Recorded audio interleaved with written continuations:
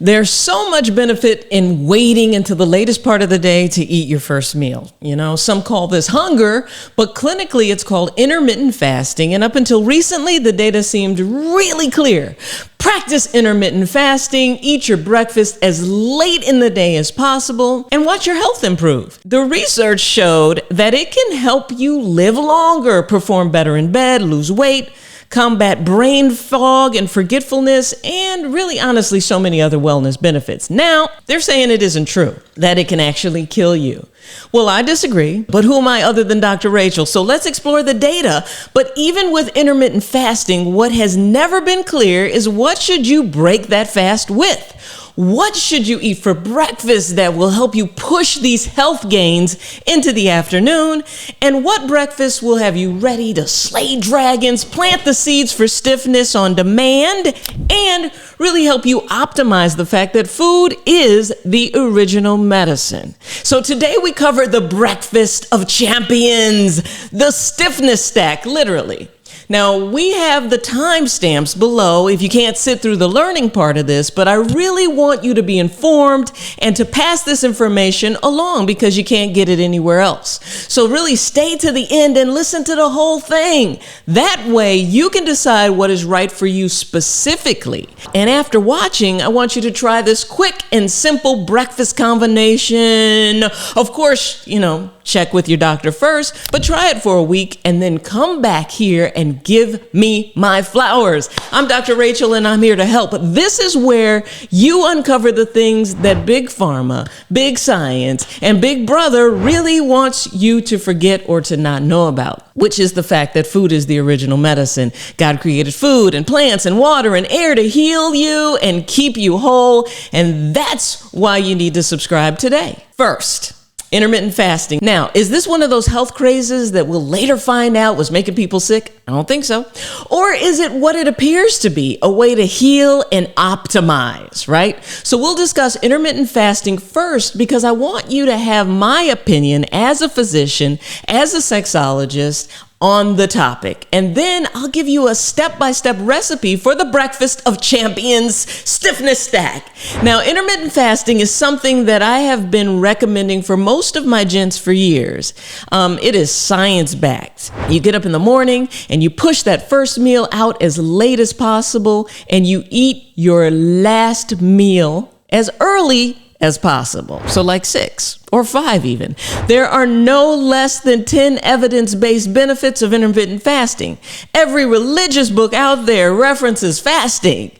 And it makes sense if you think about it. If you give your cells, your gut, your metabolism a break and a pause from needing to digest and process calories and junk, the junk that they give us that's supposed to be food, that it gives every part of your body an opportunity to repair and get better. The cells, the muscles, the organs. Science has shown that pushing that first breakfast meal out as far as possible may have the benefit of lowering your risk of developing type 2 diabetes. You can lose weight this way. You can improve heart health, improved brain health. It may even reduce the risk of cancer, improve mitochondrial function, and that's the powerhouse of the cell, decrease inflammation, and help you repair the stress. So pushing your body into a repair state where it's working to kind of heal cells. Now, all in a moment, a study on Americans from China is telling us that all of these studies are wrong and that in the long term, intermittent fasting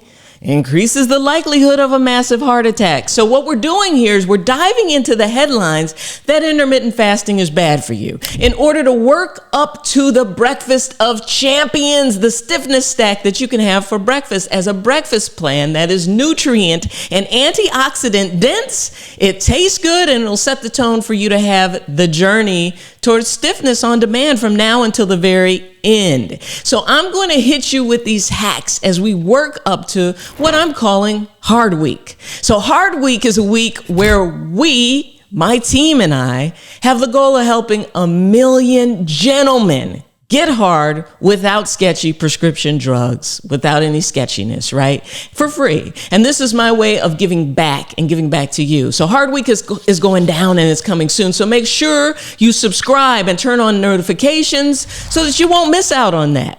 So more on that later. But intermittent fasting was attacked at a conference of the American Heart Association.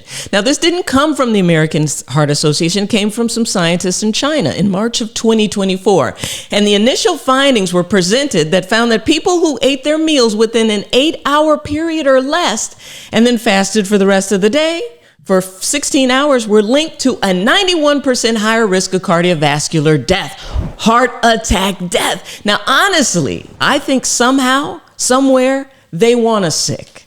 And I'll just say that because now in their poster presentation, these scientists out of China analyzed over 20,000 United States citizens with an average age of 49 years old and found that people who had time-restricted eating plans and limited their eating across less than 8 hours a day were more likely to die from a heart attack than people who didn't. Okay, than people who ate across 12 to 16 hours. So they're basically like, this study shows you just eat all damn day, right? So they decided that limiting the hours for eating to a specific number of hours each day, which may range from 4 to 12 hour time windows within a day, this was a problem. And this is basically, where you eat all of your food within an 8-hour period, but you fast for 16 hours. This huge analysis that they released the data on that was followed Americans for an average length of 8 years, some of them as long as 17 years, asking them what they were eating and when they were eating it. And they basically asked them to recall when they were eating, which is interesting because I have literally no idea when I ate yesterday or what I ate yesterday, and probably you don't either. So that's the first problem with the study, is it relied on people recalling and reporting what they ate, when they ate it, and doing this for 8 to 17 years, right? Come on now. So we as Americans lie, and we like lies. So 8 years of them, come on now. Now the second thing wrong with the study, what were these 20,000 people eating?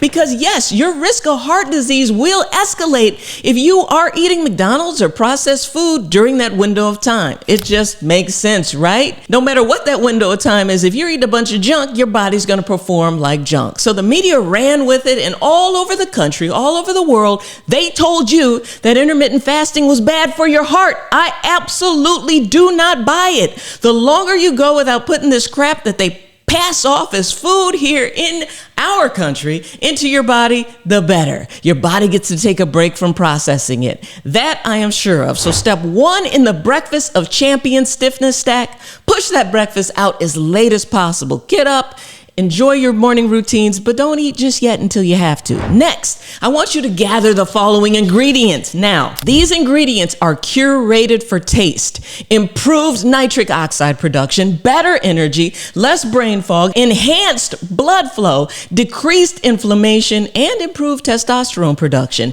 Everything that you need to be a champion both for yourself and your family.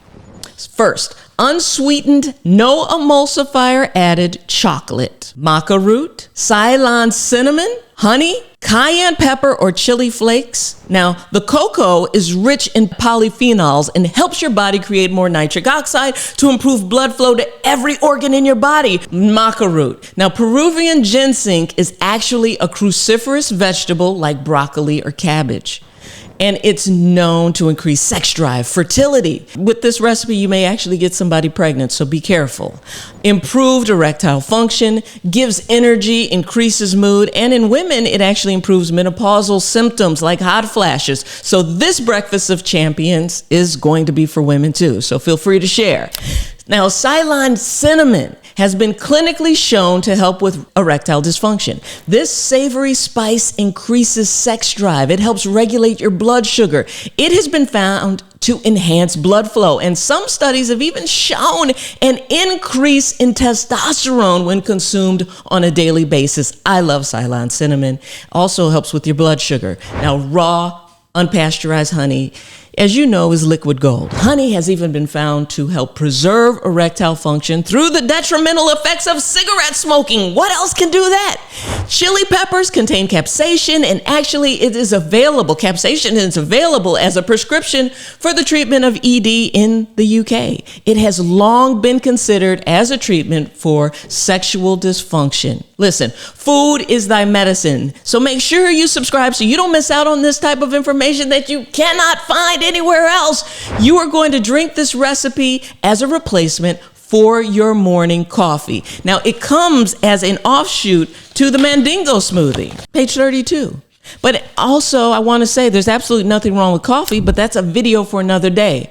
But you won't need the coffee because this will actually give you more energy than coffee will. Fill your mug with hot water or warmed coconut milk if you like it creamy. You do this as if you're making tea. Drop 2 pieces of unsweetened cocoa. Now, chocolate from Colombia has the highest polyphenol count, so I'm a fan of Colombian chocolate. Make sure no emulsifiers. For the magic of cocoa, actually check out this video I made here. Now, if you don't have the chocolate bar, you can actually use the unsweetened cocoa powder. 1 to 2 tablespoons, depending on your taste, and add 1 teaspoon, which is about 2 grams of maca root extract, 1 teaspoon of Ceylon cinnamon, and 1 teaspoon of raw honey, a little more if you like it. And if you can handle spice, add a half a teaspoon of cayenne pepper or red chilies and mix until the chocolate has dissolved and drink. So of course you're wondering here, where's the protein? Am I going to get hungry later? No, you actually won't get hungry. And listen,